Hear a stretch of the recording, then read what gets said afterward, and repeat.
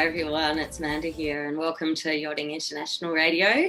You're on Inspirations with Manda J, and today I'd like to speak to something that is really important to me, something I speak about in many of my extreme medicine lectures, and it's all about shock and the management of shock. How do we deal with shock?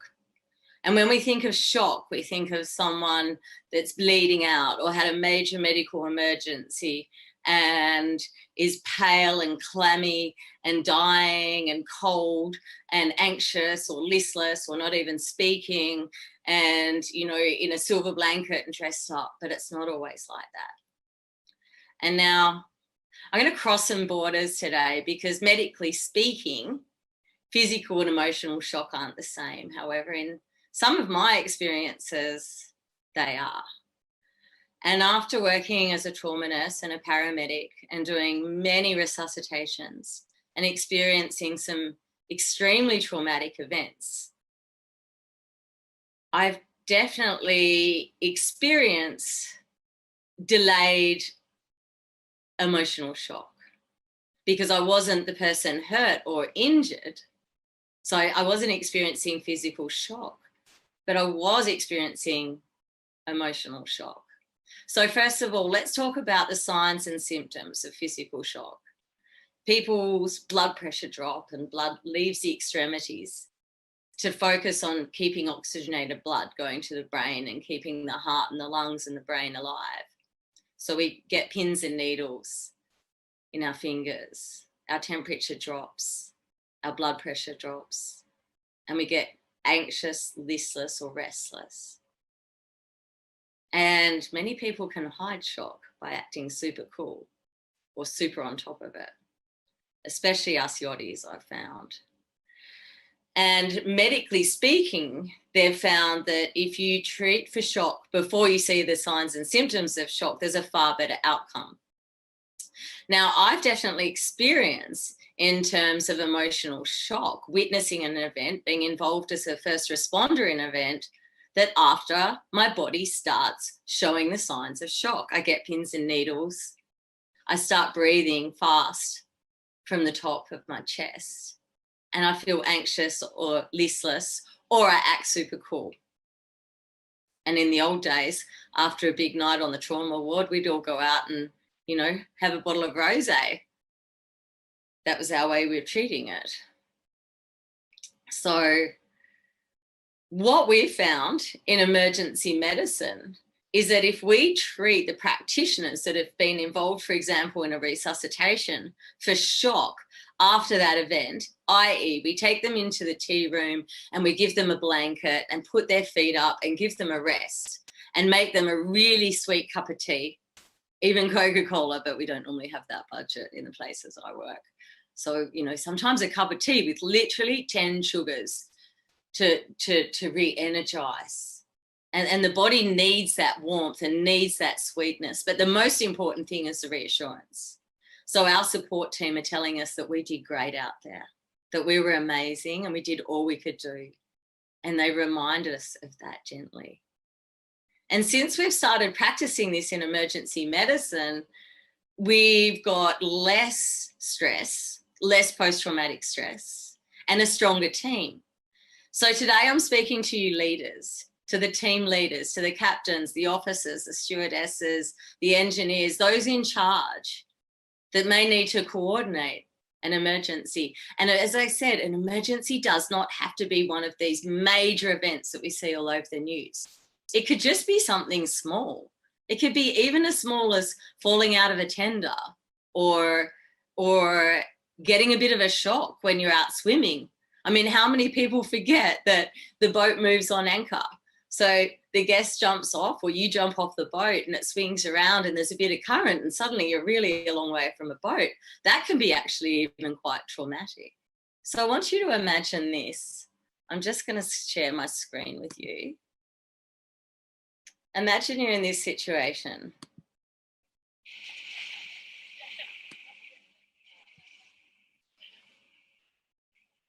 Sailing along, fab day on the water, laughing,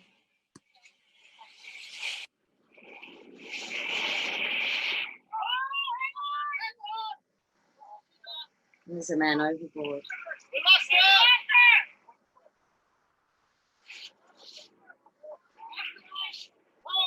Everybody be cool. Right.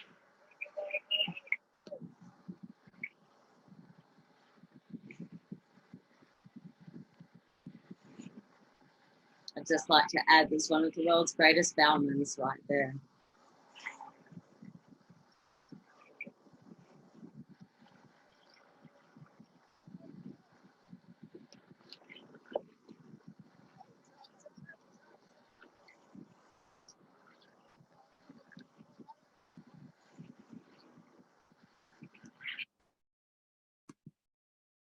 So how would you deal with that situation? Obviously, you'd go into a man overboard procedure, and we practice that all the time.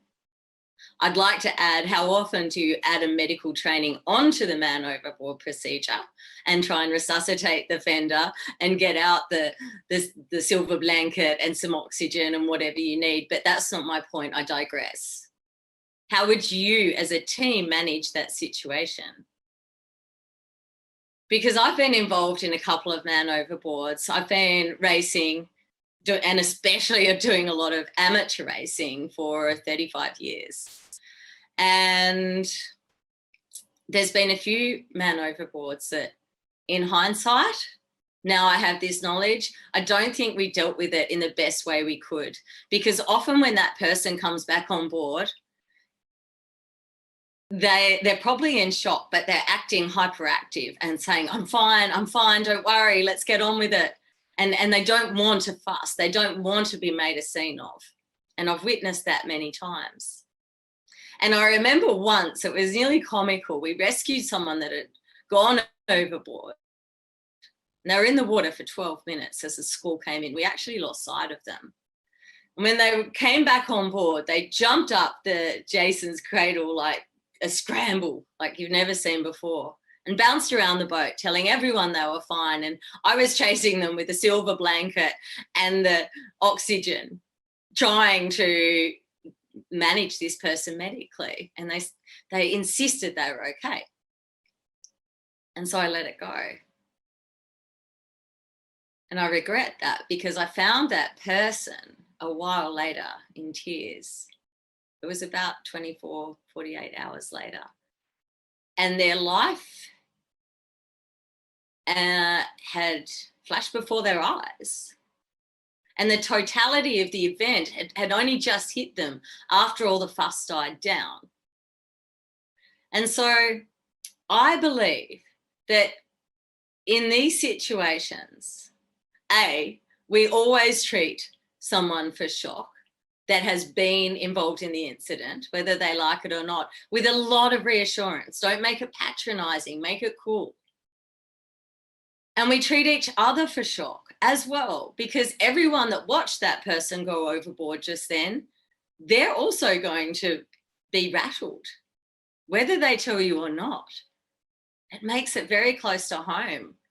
Some of us have children or parents or family or responsibilities or companies where people are depending on us to keep their pay coming in. And if we go overboard and we die, what do we leave behind? And many of our loved ones have died by going overboard, and I'd like to acknowledge all of them right now. So we need a debrief. There is so much power in a debrief. And there is a lot to be said about briefs and debriefs.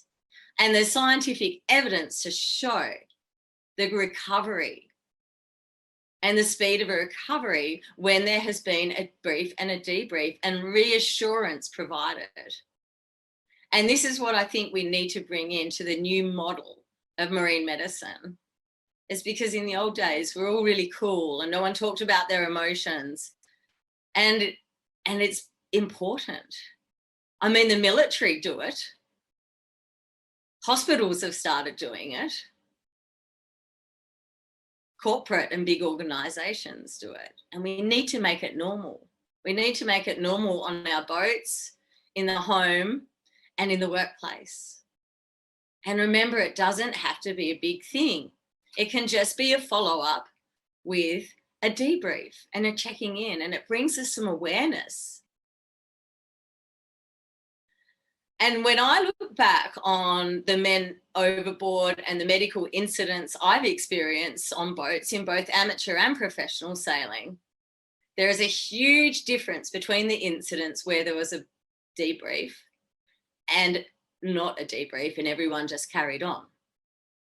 And I can tell you what, most of the time when people just carry on, they go to the pub and get slaughtered. Or if they're not into that, maybe they'll go and exercise profusely because they're trying to get this emotion that they can't really identify out of their body. And so I'd like you to really think about the debrief and the power of the debrief and how you as a leader would manage that situation. Because it's really important. And it brings us together as a team, and it identifies you as a really strong leader. Because when people have accidents and get injured, it's confronting for everyone else, but they also feel really embarrassed and they feel shame and they feel so guilty that they could have let the whole team down. And that needs to be reassured as well. And if any of you have been in a medical emergency where you weren't reassured, where everything was going on around you and you weren't being reassured and you didn't feel like you were in control, you know what I'm talking about. And this could also go for guests on board. You know, how many times do we think people are having heart attacks or major ailments and it's a panic attack, which is a word I think is grossly misnamed. I think it should have some cool, sexy medical name because it is a medical reaction. And that can also be rectified by a brief and a debrief and reassurance, plus. And so I hope this is something that has interested you. And I hope you found this valuable. And I wasn't going to say but the person that went overboard was me. It was many years ago. And I was so excited to be sailing on such an amazing, gorgeous, beautiful boat. And I felt so much shame and so guilty for the team. I'd been on the leeward side looking out for boats on the port tack, on the runner. And for those of you that don't sail, I was just on the bottom end of the boat looking for other boats coming that we might collide into during a race. And I went over and I was picked up by another boat. But it was the shame I felt and the guilt and the embarrassment. And I definitely experienced delayed shock and never told anyone because I didn't think it was cool. And it was many, many years ago. And this is the first time I'm showing this video in public because I want to bring awareness to this. It's something I've thought about a lot. And I really hope this sharing is incredibly, incredibly powerful. Thank you very much for watching. You're on Yachting International Radio with Inspirations with Vanda J, and I'll see you next Monday.